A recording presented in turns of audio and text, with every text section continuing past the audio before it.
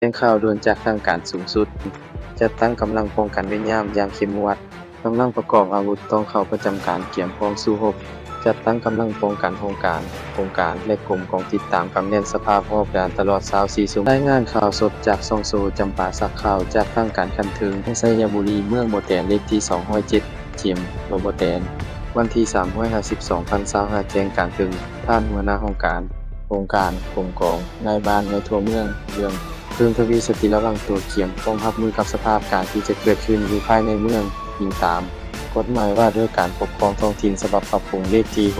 68ลงวันที่14ธันวาคม2015ภาคที่หมวดมาตรา40ว่าด้วยสิทธิและหน้าที่ของเจ้าเมืองยิงตามแผนป้องกันของประชุมใหญ่3คืนของพรรคที่ได้วางไว้ยิงตามคำสั่งด่วนของท้องเสนากองบัญชาการทหารแขงฉบับเลขที่378เสียงลงวันที่3พฤษภาคม2025และการรายงานของกองบัญชาการทหารเมืองบ่แตนข้างวันที่3พฤษภาคม2025เกี่ยวกับสภาพการในปัจจุบันเจ้าเมืองบ่แตนขอถือเป็นเกียรติแจ้งมายังบรรดาท่านหัวหน้าโครงการกรมกองและท่านนายบ้านทราบว่าตามการคาดคะเนของคณะพักคณะบัญชากองบัญชาการทหารแขวงไสยบุรีก็คือคณะรับผิดชอบให้รู้ว่าแขวงไสยบุรีก็คือเมืองบ่แตนมีความเสี่ยงของพวกศัตรูและกลุ่มคนบ่ดีจะก่อความบ่สงบโดยเฉพาะเขตจุดหล่อแหล่งต่างตามบริเวณชายแดนเส้น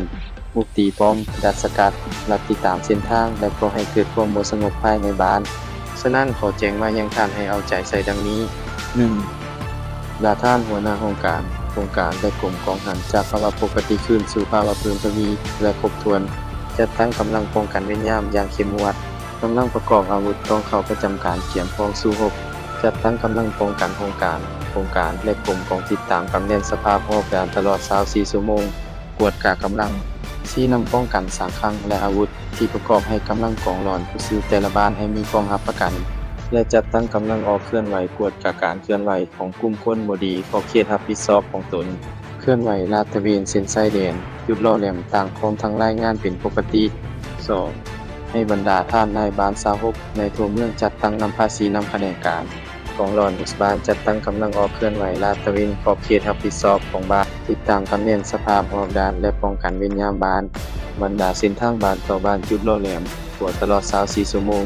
ถ้าปรากฏเห็นสภาพบ่ดีเกิดขึ้นให้บอกไว้รายงานคันถึงของตนเพื่อมีวิธีแก้ไขทันเวลา